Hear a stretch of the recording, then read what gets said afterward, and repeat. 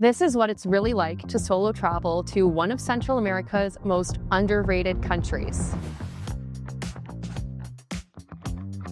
Welcome to Panama. We're back! I'm so excited, guys! Going to Panama today, my 29th country. I had to say a very sad goodbye first to my cat. My next adventure begins. Every time I go somewhere new, it brings the opportunity for so many unexpected life adventures that I'm going to be experiencing for the first time. And to start off my trip, I already had a small win, which was the lounge is right next to my gate. You know what time it is. You can see my gate from here. It's literally right there. Perfect. It is definitely a challenge to vlog in such a confined space, especially because everyone is staring at me and being like, what is this weird American doing talking to a video camera? Vlogging in the US is so much more embarrassing than vlogging anywhere else. The gate agent did not say anything about my personal item.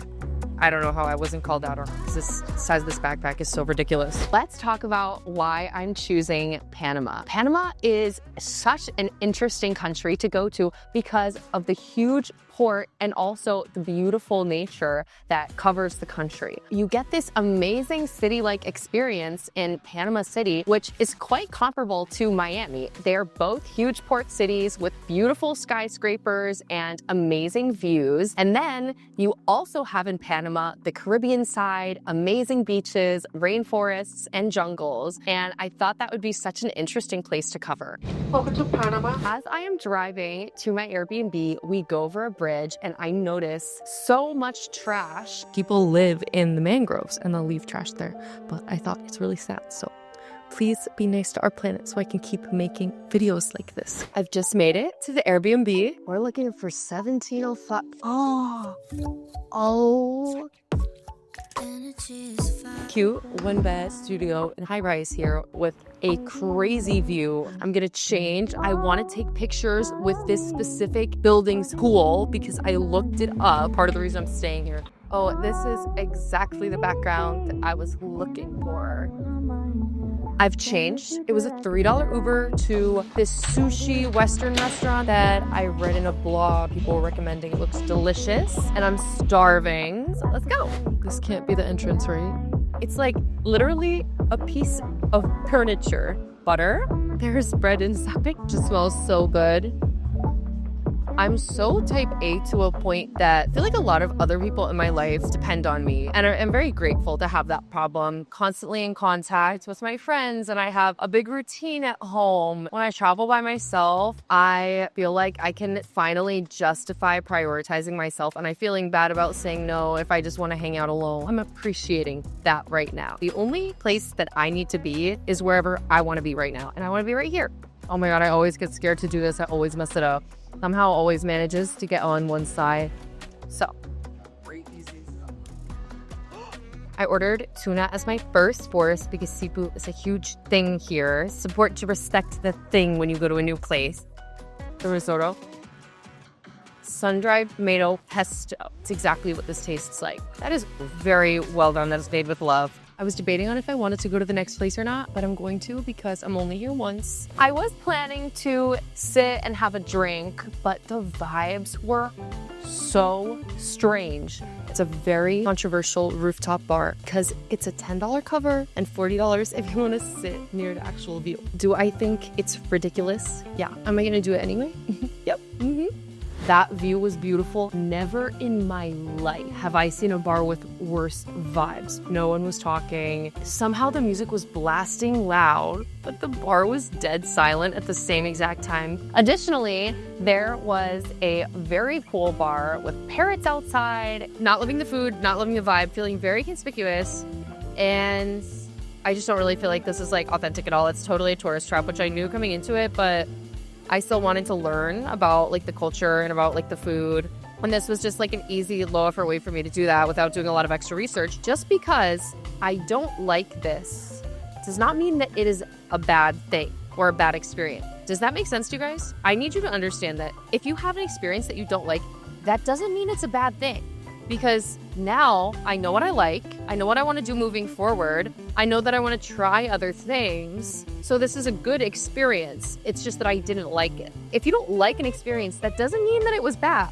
Let's talk about some better options for Panama City. I loved one of the cocktail bars that I went to. Although it wasn't a rooftop bar and it didn't have much of a view, it was incredible because the bar had no menu. All you did was describe what you like to the bartender and he magically comes up with a cocktail that he thinks you'll like. Let's see what they come up with. Alegria?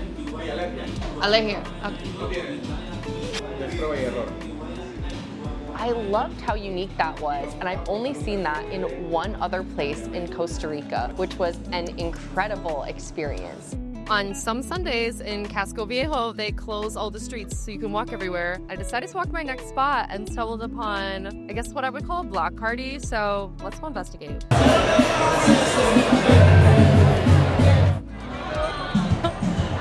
It's lit! Exhaustion of like traveling and going to do all these things, and then I'm like, oh, like I want to go to bed. No, you don't get to go to bed. You have to charge all your batteries and upload content and charge your mics. When I checked into my Airbnb, I stayed there for one night and I just didn't like it. I don't like this Airbnb. It's not bad. It's just not the safest option that I'm seeing around Panama City. And it's very loud here. But the main issue that I'm having is that it's inconvenient to get around. Instead of being in a place that I knew I wasn't going to fully enjoy the experience, I just booked another hotel. It's that easy. It was $100. And well, maybe not everyone has $100 to quickly change something. And, you know, sometimes it is better to save the money and be a little bit more frugal. Just because I don't like this doesn't mean that it was a bad experience. Now I am going to get dressed and go to the gym. I've cleaned up from the gym. It's about 9:30 and I need to eat. So I'm gonna go try a fonda, which is a typical Panamanian restaurant. I particularly loved Panamanian food. It's one of my favorite things were their tortillas de maíz, which is a little cake, which is a salty corn-based breakfast cake that is traditionally served with eggs, maybe fried pork. It was just absolutely delicious. It's wonderful how adding fat to food makes it taste better. It's finally time to pack all my stuff up and get out of here. I'm gonna do a little stopwatch to see how long it actually takes me to pack all my stuff up, because right now I am completely unpacked. 16 minutes. Was that Airbnb a bad experience? No, I would actually say it was a good experience because it forced me to change hotels, go to Casco Viejo, and be in an area that I actually wanted to see. I've just gotten to my new room. Let's check inside.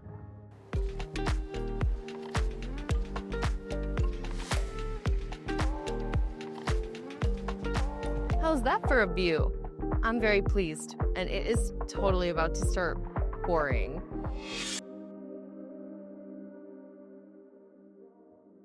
Today, I have a very exciting video for you guys planned. We have one stop to make first. Let's go to the Panama Canal.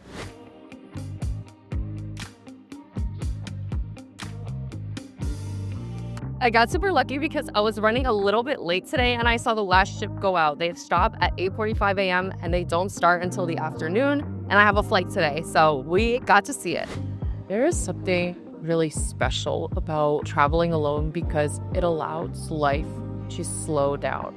Sitting here at this coffee shop, contemplating, looking out the window, start to notice what's happening around you, whether it's a couple walking by with their hands or like the beauty of the architecture here. It makes everything seem like a little bit more cinematic and special. And while I was sitting here, I noticed on the wall, a wall of taped notes that people who've come there have written, and they're poems and letters to unrequited lovers and just "we were here" messages.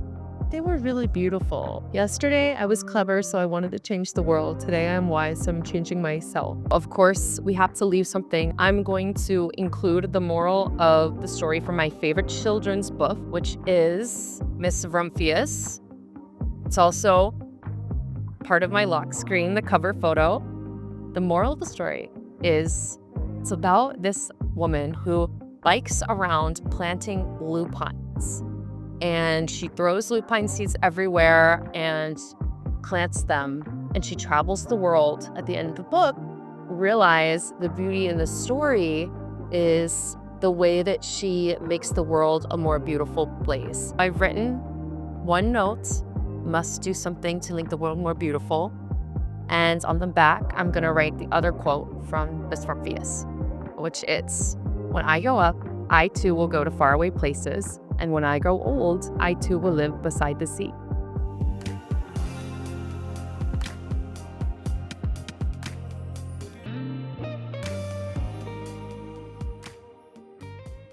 Panama had not always been at the top of my bucket list. It was a country that I didn't really know that much about or have any expectations for. And I think that's exactly why it's good to travel to places that you don't know anything about. There is so much beauty in the unknown and having no expectations and learning while you're actually there. While it's still important to go to all of your bucket list trips, I hope you watch this video and think about planning a trip to a random place that you've never been to before and see how much it surprises you. But I'm not done with Panama yet, because in the next episode, we're going to Bocas del Toro, which is one of the most beautiful places in the Caribbean. Don't miss it.